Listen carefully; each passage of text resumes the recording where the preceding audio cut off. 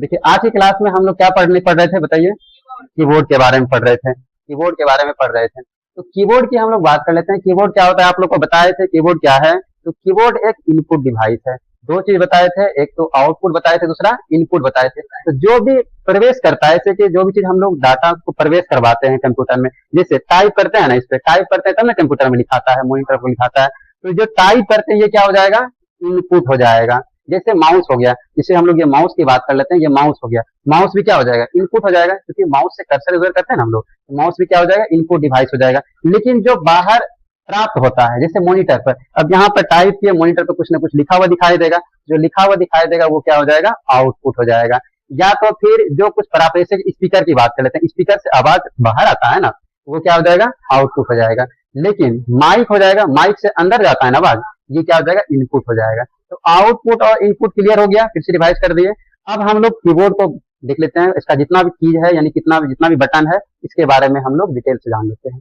ठीक है, जिसमें से आप लोग को बताए थे पहला कि ESE की, यानी ESE बटन। तो देखिए यहाँ पर ये है ESE बटन। आप लोग को बताए थे कि ESE बटन क्या काम करता है? तो किसी भी कार्य को रोकने के लिए ये उपयोगी होता है। जैसे कोई भी कार्य हो रहा है, कोई भी काम हो रहा है, अगर तुरंत रोकना हो तो इसके लिए हम लोग किसका प्रयोग करते हैं?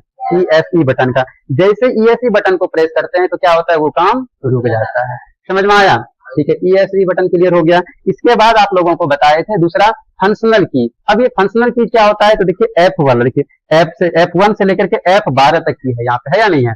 F1 से लेकर के F12 तक है। तो ये F वाला जितना भी बटन है, इसको हम लोग क्या कहते हैं? फंक्शनल कीज कहते हैं। F वाला जितना भी बटन, इसको हम लोग क्या कहते हैं? फंक्शनल कीज कहते हैं। क्लियर हुआ?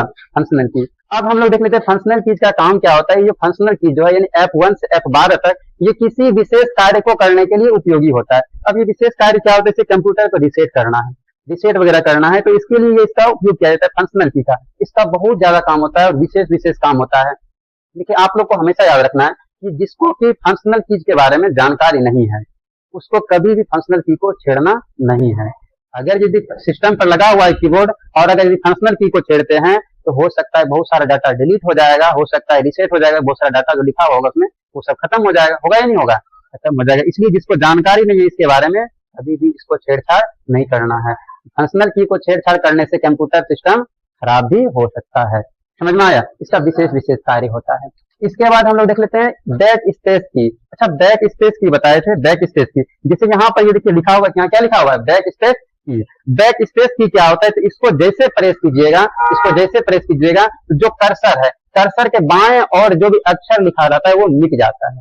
जैसे देखिए, जैसे मान लेते हैं कि देखिए कभी कभी क्या होता है ना, जैसे कुछ लिखना है, जैसे हम अपना नाम लिखना है, जैसे लिखेंगे RITESS लिखना रहता है, तो हम लोग TASS मान लेते हैं, हम लिख दिए तो गलत हो गया ना। यहाँ पे ई चाहिए था, तो अब क्या करेंगे? जैसे यहाँ पर ये कर्सर है, अब इसको बैक स्पेस पर क्लिक करेंगे, क्या होगा? ये मिटते जाएगा, एक एक करके ये मिटते जाएगा और यहाँ तक मिटा देंगे और फिर से सही से लिख देंगे ESH।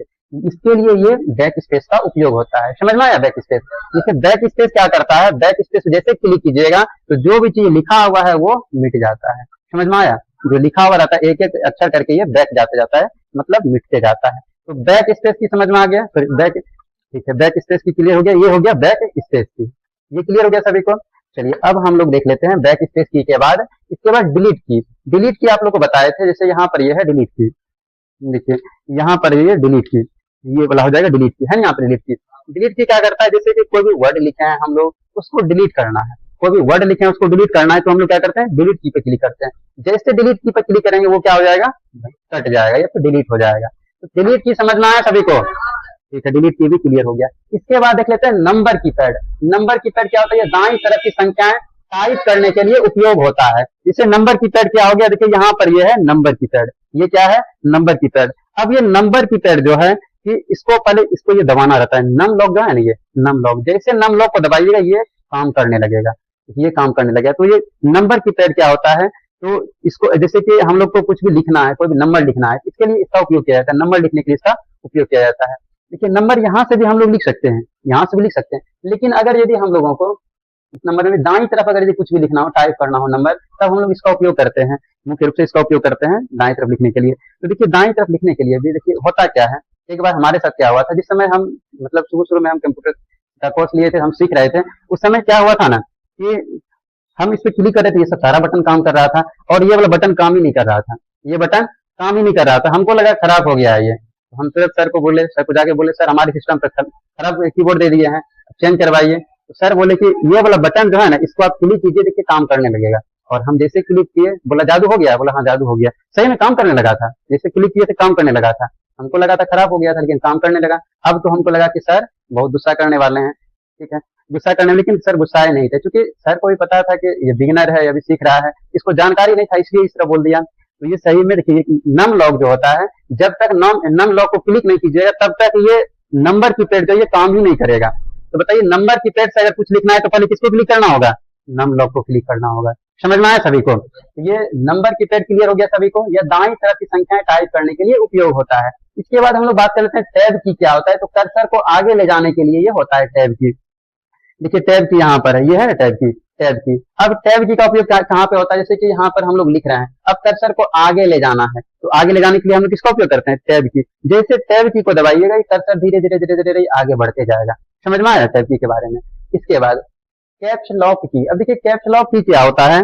जैसे देखिए हम लोग को नॉर्मली जो लिखना रहता है, एक बड़ी अक्षर में लिखना रहता है, एक छोटी अक्षर में। जैसे बड़ी एबीसीडी लिखना रहता है, छोटी एबीसीडी लिखना रहता है। अब देखिए बड़ी एबीसीडी के लिए तो यहाँ पर लिखा हुआ है, इसको दबाएंगे बड़ी एबीसीडी लिखा जाएगा, यहाँ दबाएंगे क्यू, यहाँ डब्ल्यू, यहाँ ई, यहाँ पर आर, ये बड़ी एबीसीडी लिखाएगा। लेकिन छोटी एबीसीडी तो भी हम लोग को लिखना रहता है ना। तो बताइए छोटी एबीसीडी जब हम लोग को लिखना रहेगा तो फिर हम लोग कैसे लिखेंगे? क्वेश्चन तो बनता है नहीं बनता है। आखिर बड़ी एबीसीडी के लिए तो ये बटन दिया ही है, लिखा हुआ है इसमें, लेकिन छोटी एबीसीडी लिखना है तो कैसे लिखाएंगे? तो इसके लिए हम लोग कैप्स लॉक का उपयोग करते हैं। जैसे कैप्स लॉक दबाइएगा तो अगर यदि बड़ी एबीसीडी में लिखा रहा है तो वो छोटी एबीसीडी में लिखाने लगेगा, और अगर छोटी एबीसीडी में लिखा रहा है तो किसमें लिखाएगा? बड़ी एबीसीडी में लिखाएगा। यही होता है कैप्स लॉक। क्या समझ में आया सभी को कैप्स लॉक? ठीक है, कैप्स लॉक क्लियर हो गया। यानी बड़ी को छोटी में लिखना है तो कैप्स लॉक का उपयोग करेंगे, छोटी अक्षर को बड़ी अक्षर में लिखना है तो भी हम लोग कैप्स लॉक का ही उपयोग करेंगे। तो कैप्स लॉक क्लियर हो गया सभी को? ठीक है, चलिए हम लोग देख लेते हैं शिफ्ट की। अब ये शिफ्ट की क्या होता है? इसे दबाकर बड़े अक्षर या ऊपरी चिन्ह या सिंबल टाइप किए जाते हैं। अब समझिएगा, देखिए ये शिफ्ट की क्या होता है। देखिए यहाँ पर इसमें देखिए 1 2 3 4 5 6 इस तरह लिखा हुआ है, 9 तक लिखा हुआ है, लिखा है नहीं लिखा है? यानी कि एक दो नंबर लिखा हुआ है, और देखिए इस पे सिंबल भी है। यहाँ पर देखिए @ है, हैश है, यहाँ देखिए डॉलर का सिंबल है, यहाँ परसेंटेज का सिंबल है, यहाँ पे एंड का सिंबल है, यहाँ स्टार का सिंबल है। तो ये सब कैसे लिखेंगे आप? नॉर्मली क्या होगा ना, आप लोग को लगेगा यहाँ पे देखिए, यहाँ पे @ लिखा हुआ है, हैश लिखा हुआ है, इसको दबाएंगे लिखा जाएगा। लेकिन जब इसको दबाइएगा पता चलेगा नंबर लिख देगा, 2 लिख देगा, इस पर दबाइएगा 3 लिख देगा। जैसे आप लोग को परसेंटेज लिखना है तो 5 को दबाइएगा ना, 5 लिख देगा, फिर गड़बड़ है या नहीं है? तब हम लोग क्या करते हैं, अगर सिंबल लिखना है, जैसे हम लोग को परसेंटेज लिखना है तो हम लोग क्या करते हैं, पहले शिफ्ट पर क्लिक करते हैं, इसके बाद आई पर क्लिक करते हैं, ये परसेंटेज लिख देता है। मतलब शिफ्ट के साथ प्रेस करना है, ये नहीं कि शिफ्ट को छोड़ देना है और इसको यहाँ पे क्लिक करना है, सिर्फ 3 लिख देगा। ये शिफ्ट के साथ 3 दबाना है, हैश लिखेगा, शिफ्ट के साथ 2 दबाना है तो ये @ लिखेगा, 4 दबाना है डॉलर लिखेगा, 5 दबाना है परसेंटेज लिखेगा। तो क्या ये समझ में आया? तो सिंबल लिखने के लिए हम लोग शिफ्ट का प्रयोग करते हैं। एक तो ये प्रयोग हो जाएगा, दूसरा एक और प्रयोग होता है शिफ्ट का, जैसे समझिएगा। जैसे हमको अपना नाम लिखना है, RITESH, रितेश KUMAR। देखिए अगर यदि हम लोग को सब का सब छोटी अक्षर लिखना है, छोटी एबीसीडी लिखना है, तब तो फिर कैप्स लॉक का उपयोग करेंगे। सब बड़ी अक्षर लिखना है तब तो फिर भी हम लोग कैप्स लॉक का उपयोग करेंगे। लेकिन देखिए एगो बड़ी है, बाकी बात सबका सब छोटी लेटर है या नहीं है? फिर यहाँ पर बड़ी है, फिर यहाँ छोटी लेटर है। इसके लिए हम लोग क्या बार बार कैप्स लॉक का प्रयोग करेंगे? नहीं करेंगे। फिर हम लोग क्या करेंगे? शिफ्ट का प्रयोग करेंगे। जैसे देखिए छोटी अक्षर में लिखा रहा है, छोटी एबीसीडी में लिखा रहा है, अब हमको बड़ी अक्षर चाहिए तो शिफ्ट करेंगे, शिफ्ट लिखेंगे और आर को प्रेस करेंगे। तो क्या होगा? एक बार बड़ी अक्षर लिखा जाएगा, बाकी बात फिर छोड़ देंगे, फिर क्या हो जाएगा? छोटे अक्षर लिखाते जाएगा, होगा या नहीं होगा? और फिर से के लिखना है बड़ी अक्षर तो फिर से शिफ्ट दबा करके के पर प्रेस करेंगे और बाकी बात सब छोटी अक्षर हो जाएगा। क्या ये समझ में आया सभी को? ठीक है, यहाँ पे क्लियर हो गया।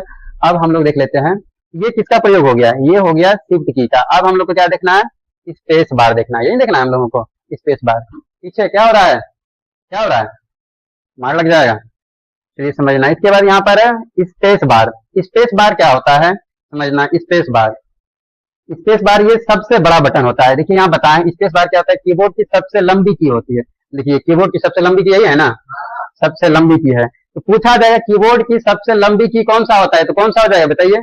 स्पेस बार हो जाएगा। ठीक है, स्पेस बार हो जाएगा। इसका उपयोग हम लोग कहाँ करते हैं स्पेस बार का? तो जैसे कि मान लेते हैं कि जैसे कि हम लोग को लिखना है रितेश, हम रितेश लिख दिए, बीच में स्पेस चाहिए, चाहिए नहीं चाहिए?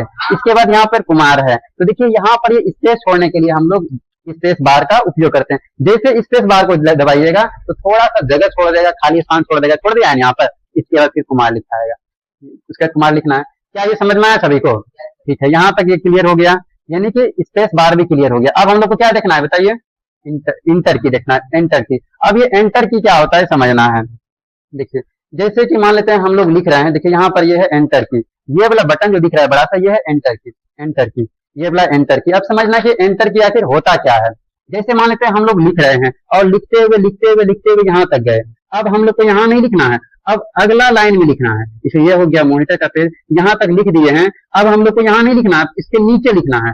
तब फिर एंटर दबाएंगे, जैसे एंटर दबाएंगे ये नीचे शिफ्ट हो जाएगा, फिर जैसे एंटर दबाएंगे फिर नीचे शिफ्ट हो जाएगा। मतलब जितने बार एंटर दबाइएगा उतना ये नीचे शिफ्ट होते जाएगा। क्लियर हुआ सभी को?